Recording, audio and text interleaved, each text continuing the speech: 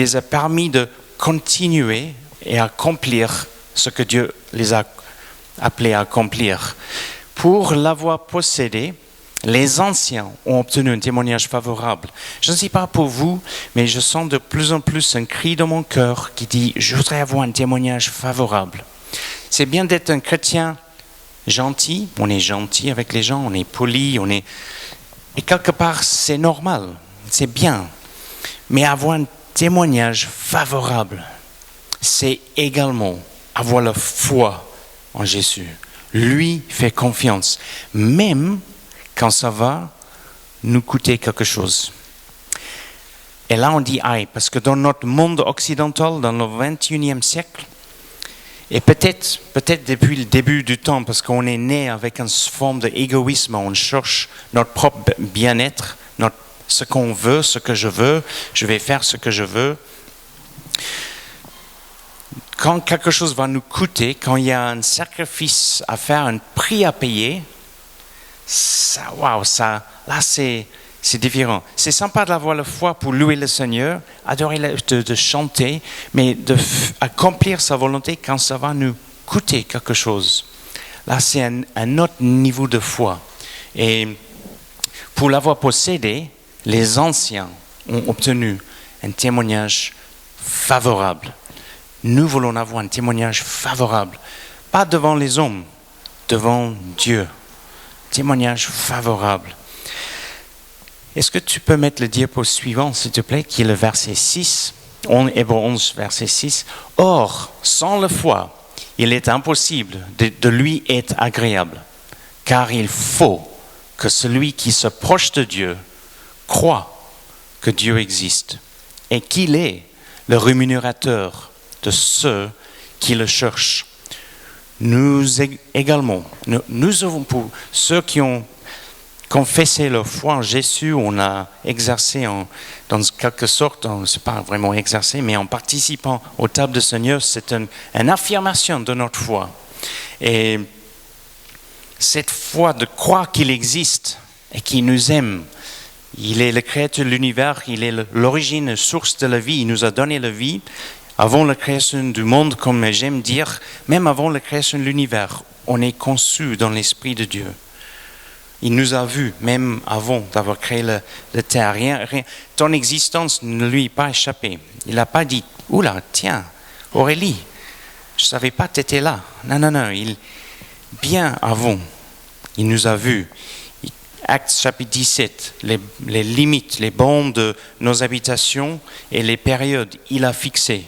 Ce n'est pas par accident que nous vivons dans le 21e siècle, et ici dans le côte ouest de la France, ou pour ceux qui sont de passage avec nous, là où vous habitez, dans les pays d'où vous venez, ce n'était pas un hasard. Même si vos parents vous disent, vous étiez un accident, c'était pas dans le feu de l'amour, voilà, tu es là. Non, tu es là par la volonté de Dieu. Si tu es en vie, tu es conçu dans l'Esprit de Dieu. Il y a, comme Rick Warren dit dans son livre, des fois, il y a des parents illégitimes, mais un enfant illégitime n'existe pas. Parce que nous, Colossiens chapitre 1, tout ce qui existe était créé par Dieu, pour Dieu. Alors, c'est cette foi qui est essentielle, importante pour être agréable de Dieu. Ça nous rend agréable à Dieu et aussi ça nous donne un témoignage qui est agréable dans les yeux de Dieu. C'est par la foi que nous avançons dans la vie, c'est par la foi que nous prenons possession de l'héritage que Dieu a en réserve pour chacun de nous. On fait confiance à Dieu, on dit ok, on chemine ensemble. Allez, on va, aide-moi, je peux pas, je sais pas comment, mais si tu m'appelles à faire quelque chose pour toi, à avancer pour toi, vivre pour toi, je compte sur toi de m'aider, je compte sur toi de me guider, je compte sur toi de me donner la force quand j'en ai pas, je compte sur ta grâce quand je peux plus, et il est là pour le faire. Il veut juste qu'on lui fait confiance, on veut juste qu'on lui fasse confiance. Alors, regardons ensemble avec moi Marc chapitre 4, s'il vous plaît. Marc chapitre 4, et on va lire ensemble à partir de verset 35.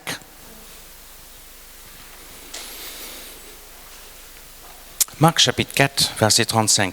Ce jour-là, quand le soir fut venu, Jésus dit à ses disciples, « Passons de l'autre côté du lac. » Ils laissèrent la foule et amenèrent Jésus sur le lac, dans le bac où il se trouvait.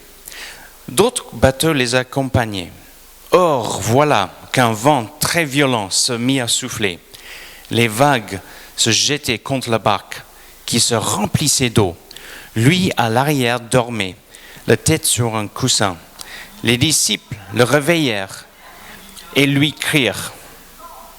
On va laisser passer la cirque. Les disciples le réveillèrent et lui crièrent, « Maître, nous sommes perdus. Et tu ne t'en soucies pas. » Il se réveilla, parla sévèrement au vent et ordonna au lac, « Silence, tais-toi. » Le vent tomba et il se fit un grand calme. Puis il dit à ses disciples, « Pourquoi avez-vous si peur? Vous ne croyez pas encore ?» Mais eux furent saisis d'une grande crainte. Ils se disaient les uns aux autres, « Qui est donc cet homme pour que même le vent et le lac lui obéissent ?» Prions. Père, merci pour ta parole. Merci que tu veux raffiner notre foi, tu veux nous faire grandir dans la foi. C'est par la foi que nous sommes agréables à toi. Il est essentiel pour l'en avoir, pour croire que tu existes et croire que tu rémunères ceux qui te cherchent. Nous voulons être ceux qui sont à la recherche de ta face, ta présence, à la recherche de connaître tes voies, connaître ta volonté pour nos vies, à vouloir te plaire. Que tu nous parles ce matin à travers ta parole, dans le nom de Jésus. Amen. Première observation de ce texte, c'est que Jésus était dans le bac malgré la tempête. C'est important de faire ce constat, c'est un constat évident, mais ça veut dire que, parce qu'on peut avoir l'idée, ok, Jésus, il dort dans le bac, il aurait aimé un passage à travers, de l'autre côté, d'un côté à l'autre du lac, qui était calme. Après avoir été navigué en mer, c'est toujours pénible une tempête, parce que quand les eaux sont calmes, la navigation est très agréable. D'abord, on peut se mettre dehors, et on peut apprécier le vue. Il n'y a pas beaucoup de bruit. On entend juste le bruit des moteurs. On peut parler facilement s'il n'y a pas trop de bruit. Il y a aussi pour le corps, quand le bateau fait comme ça, les muscles travaillent tout le temps. Tout le temps. On est tout le temps en train de se stabiliser, surtout si c'est un bateau relativement petit. Donc un barque des pêcheurs, quand les eaux sont calmes, c'est très agréable. C'est comme une sortie en plaisancier, c'est très agréable. Quand il y a une tempête, c'est désagréable. Jésus, qui est souverain, qui est tout puissant, aurait pu faire en sorte que les eaux restent calmes pour qu'il soit en confort. Des fois, nous passons par des tempêtes, malgré que Jésus est avec nous. Il le permet, parce qu'il a une raison. Je mets en parenthèse, certaines tempêtes de notre vie ne sont pas provoquées par le diable. Certaines tempêtes de la vie ne sont pas permis, peut-être permis par Dieu, mais des fois il y a certaines tempêtes qu'on provoque nous-mêmes, parce qu'on y a un manque de sagesse. Beaucoup de personnes, par manque de sagesse, créent beaucoup de problèmes inutiles. Que ce soit tout petit, que ce soit humain ou sur le plan spirituel. Un exemple, si je brosse jamais mes dents, je ne prends pas soin de les dents que Dieu m'a données, je vais avoir des soucis dentaires plus tard. C'est un des soucis il y a dans les maisons pénitentiaires, c'est une population qui a beaucoup de problèmes dentaires. Ils ne prennent pas soin d'eux-mêmes. Et il faut s'occuper de leurs dents. Mais après, je peux avoir peut-être une mauvaise haleine. Et après, moi d'amis, je dis... c'est un peu bête. Si dans ma nourriture, dans ma nutrition, je mange beaucoup de choses très sucrées tous les jours, et après j'ai un problème de diabète à cause de ma mauvaise nutrition, c'est une tempête de santé que quelque part j'ai eu un rôle à créer par manque de sagesse. Et donc il y a beaucoup de choses que nous pouvons éviter dans la vie juste en mettant en place les principes de Dieu. Un adolescent qui joue les jeux vidéo jusqu'à tard le soir, qui est fatigué le lendemain, va être moins bien concentré dans les cours et va probablement avoir une baisse dans les résultats. Il y a des conséquences, des fois un manque de sagesse tout simple. Des fois, on veut spiritualiser tout. Oui, on peut si on veut, mais ce n'est pas forcément nécessaire. Des fois, on a juste besoin... Je dis ça parce que des fois, on a tendance à vouloir spiritualiser toute tempête. Et on doit avoir un discernement, dire, oula, peut-être je passe par quelque chose qui était inutile. Peut-être il y avait un manque de sagesse de ma part. Et donc à faire les changements nécessaires s'il en faut. Mais je voudrais revenir ou développer ce point qui pour moi est très important. L'idée que si j'ai la foi en Jésus-Christ, si Jésus est dans le bateau, dans ma barque avec moi, alors il ne faut pas que je passe par l'épreuve. Il faut que tout se passe bien dans ma vie. J'ai la foi en Jésus et donc c'est pas normal s'il y a un pépin dans la vie. J'ai rencontré un monsieur il y a juste avant la fin de l'année dernière.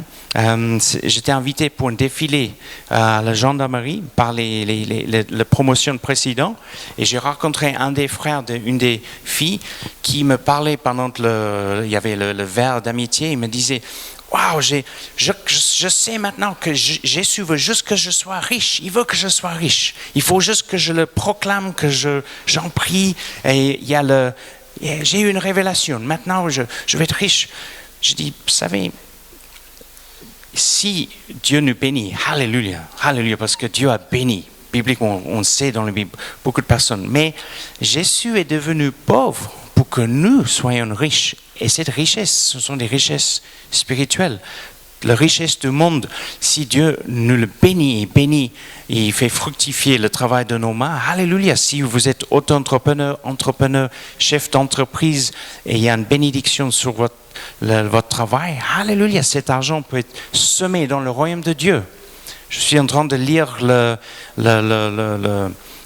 biographie de David Livingstone, cet missionnaire dans le milieu du 19e siècle, et que quand la société missionnaire de Londres n'avait plus les moyens de soutenir David Livingstone, il avait un ami chrétien qui était riche, qui a semé de son argent pour aider à financer les voyages missionnaires de David Livingstone, et d'autres personnes qui avaient des moyens, qui a soutenu sa famille en Angleterre. Donc, pas de problème avec ça. Mais ça ne peut pas être le but en soi, le but final. C'est d'accomplir la volonté de Dieu et de faire ce qui lui plaît. Le penser que Jésus doit à tout prix me rendre heureux, c'est un faux évangile. Rends-moi heureux. Et dès qu'on est malheureux, Jésus, où es-tu? T'es parti où? Tu m'as oublié? Qu'est-ce qui se passe? C'est un faux évangile. Et derrière cette pensée se cache une idée qui vient de notre vieil homme. On était régénéré par Jésus avant de placer notre foi en Jésus. C'est cette idée tout s'agit de moi. C'est moi. L'égoïsme. Moi. Rends-moi heureux. Qu'est-ce que je veux dans la vie? Et si je peux l'avoir, là je serai heureux. Et si je ne peux pas avoir ce que je veux, ce que là je serai malheureux et qu'est-ce qui m'empêche de l'avoir? Jésus, pourquoi tu ne me donnes pas ce que je veux? Mais nous savons, si Dieu veut nous élever dans ses voies, des fois, il ne va pas nous donner ce qu'on demande. Est-ce que quand vos enfants ou vos petits-enfants, quand ils sont avec vous, vous demandent les bonbons pour l'entrée, est-ce qu'on dit non? On sait que ce n'est pas bon, pas bien pour eux. Jésus, quand il a prié dans le jardin de Gethsémani, il était réel, il était honnête. Il dit, si tu peux m'enlever cette coupe, mais pas ma volonté, ta volonté soit faite.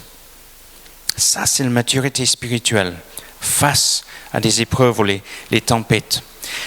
L'idée que Jésus est mort sur la croix pour me rendre heureux, ce n'est pas tout à fait l'évangile. Non, Jésus est mort sur la croix pour nous racheter de nos péchés, pour nous sauver, de nous racheter de notre état d'esclavage au péché, de nous donner une nouvelle identité, fils et filles de Dieu. Fils et filles de Dieu, les enfants de Dieu qui veulent plaire à Dieu, qui veulent découvrir la volonté de Dieu et l'accomplir. Jésus a dit, si vous m'aimez, vous allez obéir à mes commandements. Je vous propose que notre désir de vouloir accomplir la volonté de Dieu et lui faire confiance pour accomplir son plan pour nos vies est proportionnel à notre amour pour lui.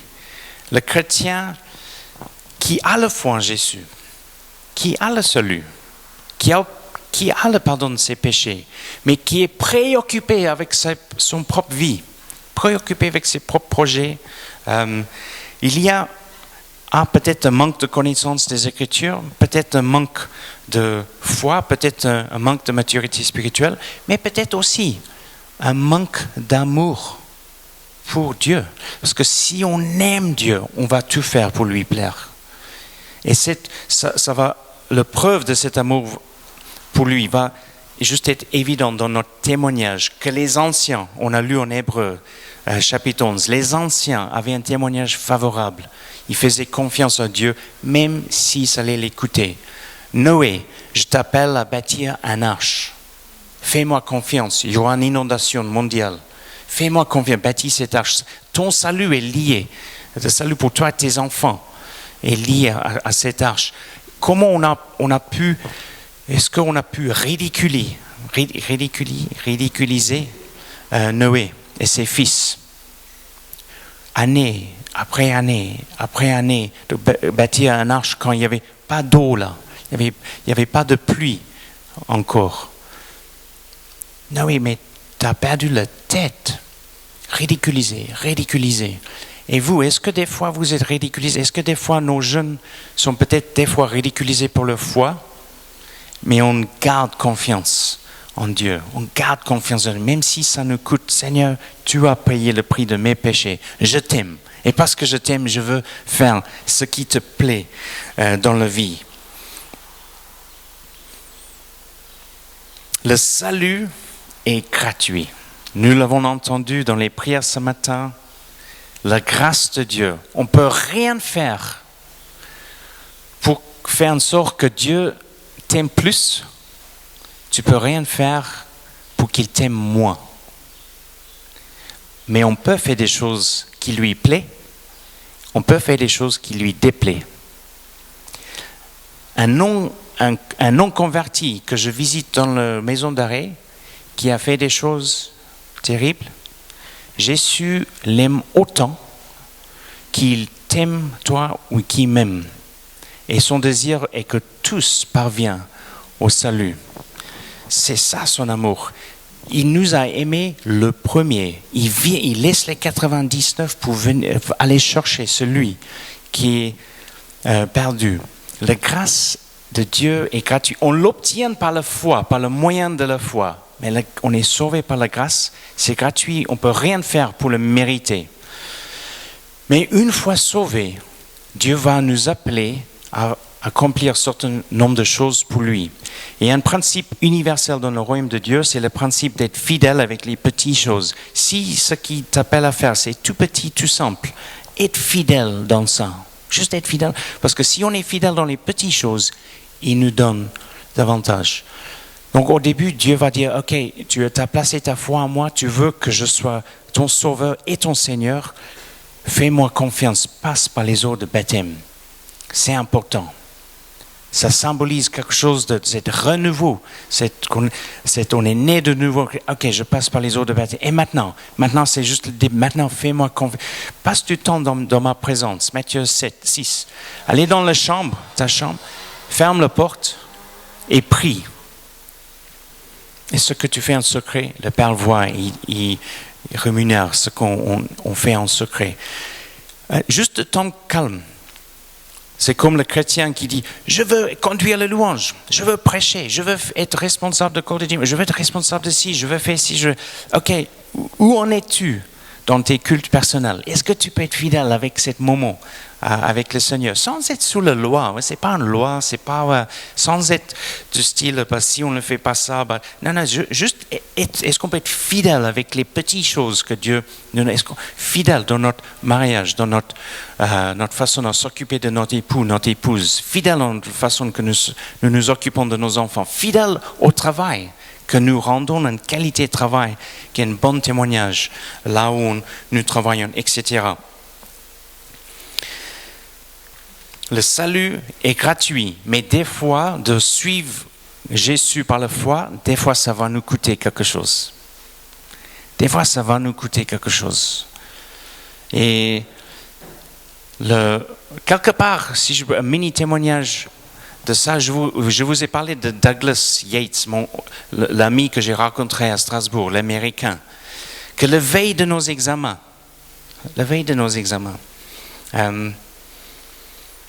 il ouvre son cœur, il dit « Tim, je crois que je vais à l'enfer. » Je dis « Mais tu crois en Jésus, tu as la foi ?» Il dit « Je crois que je... » Je dis « Imagine, même les parents, est-ce que tu peux un instant imaginer des parents qui aiment leur fils et qui leur dit bah, tu dors, on ne veut pas que tu fais partie de la famille. C'est impossible. Jésus est mort sur la croix pour que tu puisses passer l'éternité avec lui. Il dit non, mais en fait, c'est ce que mes parents m'ont fait. On m'a mis dehors. Je dis ok. Après, en langue, on a parlé longuement. Il a ouvert son cœur longuement. C'était le veille de nos examens. C'était déjà tard. C'était après 20 heures ou 20 quelque chose. J'étais déjà fatigué. Je savais que j'avais peu de temps pour réviser. Il fallait que je révise. Mais je sentais, c'était un moment clé. Je fais le sacrifice de passer du temps avec Douglas. Je prie pour lui. Et j'ai eu 3 sur 20.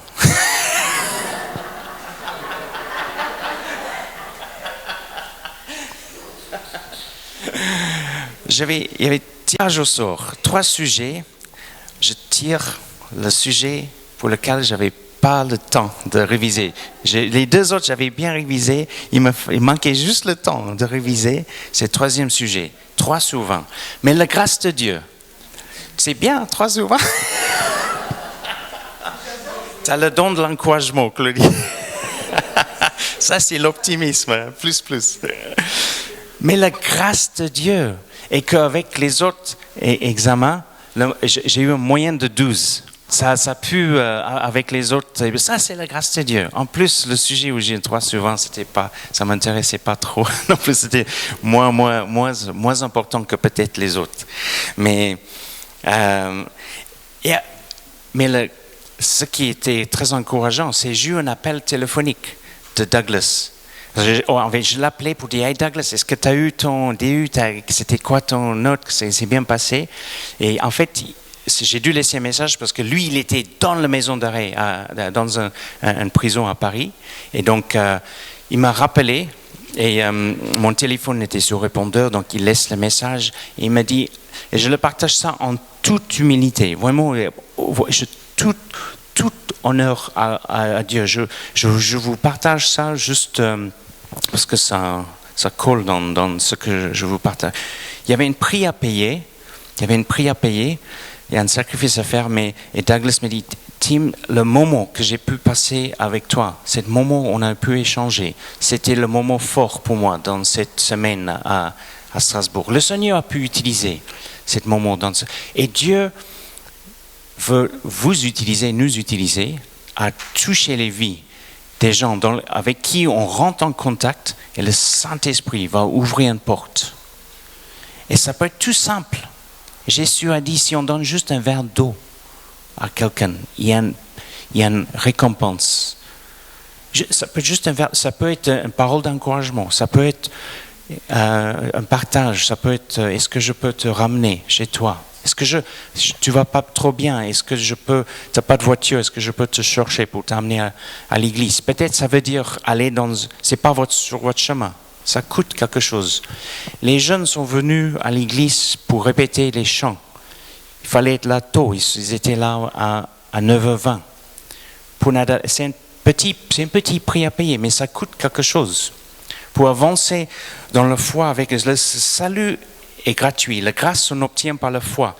Mais la vie menée, ou une vie où on veut placer notre foi en Dieu, avoir un témoignage comme les anciens, agréable à Dieu, des fois il y a des sacrifices à faire, un prix à payer. Mais c'est rien en comparaison avec ce que Jésus a fait pour nous, c'est rien avec l'héritage qu'on a en Dieu.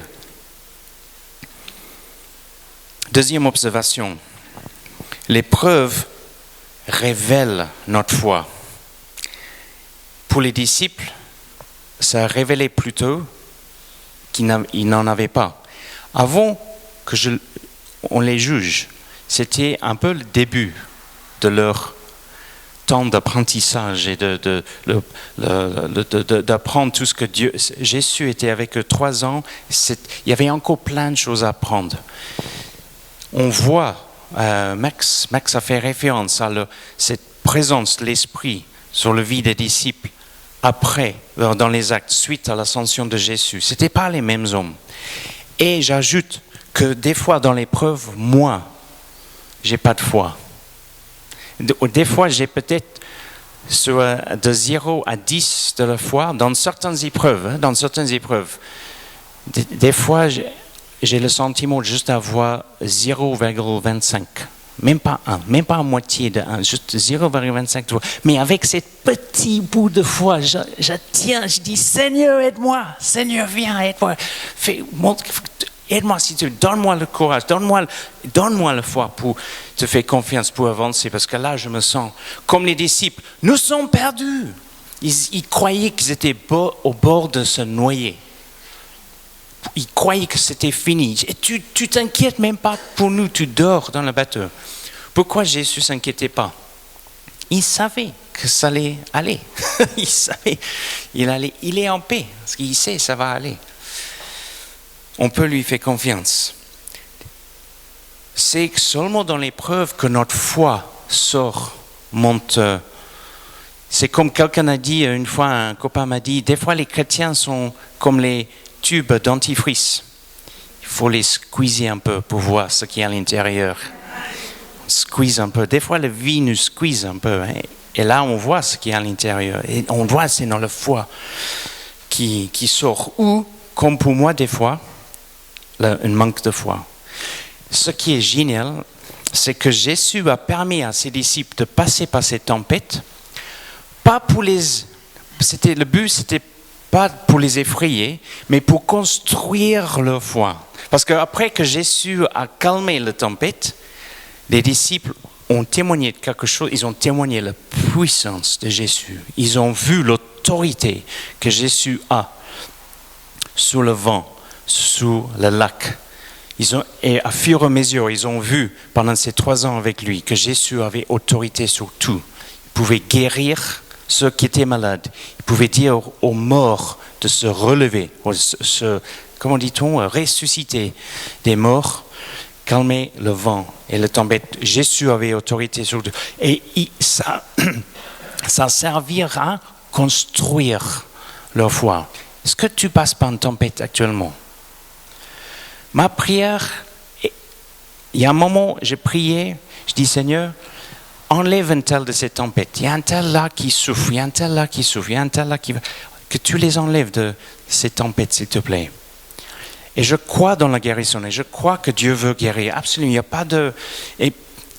Mais des fois, Dieu nous permet de passer par quelque chose qui dure parce qu'il y a des choses qu'il veut faire, il veut accomplir dans notre vie. Parce qu'on a lu dimanche dernier, l'épreuve participe à le raffinement de notre foi qui a plus de valeur que de l'or. Ça c'est en Pierre. 1 Pierre chapitre 1 versets 6 à 7. Dans la foi dans l'épreuve, c'est malgré les vagues. On fait preuve de foi, c'est quand les vagues viennent, quand il y a le vent, il y a le bruit, on est mouillé, on n'est pas confortable. C'est là justement qu'il y a un témoignage de foi et on fait confiance à Dieu. Juste pour terminer, une conclusion, juste un petit témoignage. Des hommes qui ont le foi dans l'épreuve. Il y a 2 semaines, j'étais invité à participer à une pastorale régionale par la Fédération baptiste. Et de temps en temps, quand je peux, c'est une joie d'y aller. Et le début de cette... On était peut-être, je ne sais plus, 7 personnes, 8 personnes. La réunion commence avec celui qui devait partager le petit message d'encouragement. Il commence à présenter ses excuses. Il demande pardon à ses confrères, à des autres pasteurs, pour une attitude qu'il avait. En tout cas, il demande pardon. Tout de suite, je me suis dit, waouh, cette pastorale commence pas tout à fait comme les autres. Et c'est réel, c'était réel. Et j'aime ça, c'était super. C'était tout de suite, on commence dès le premier mot. Personne ne fait semblant d'être spirituel, personne ne fait oui, j'ai toutes les réponses, voilà ma dernière révélation que j'ai reçue dans les écrits. Non, c'est très réel. Je demande pardon et je présente mes excuses pour une attitude que j'avais. Après, à la fin du partage, c'est un moment où y a-t-il des sujets de prière? On fait un tour de table. Sujet de prière. Incroyable. Oui, est-ce que j'avais un papier? Où ça? Ah, merci. Non, parce que j'ai marqué des choses que j'ai... Il y a un pasteur qui me dit, n'oublie pas, c'est des personnes qui sont à plein temps pour travailler pour le Seigneur, qui ont la foi. On devrait imaginer que comme ils ont la foi, Dieu est avec eux. Et il est avec eux.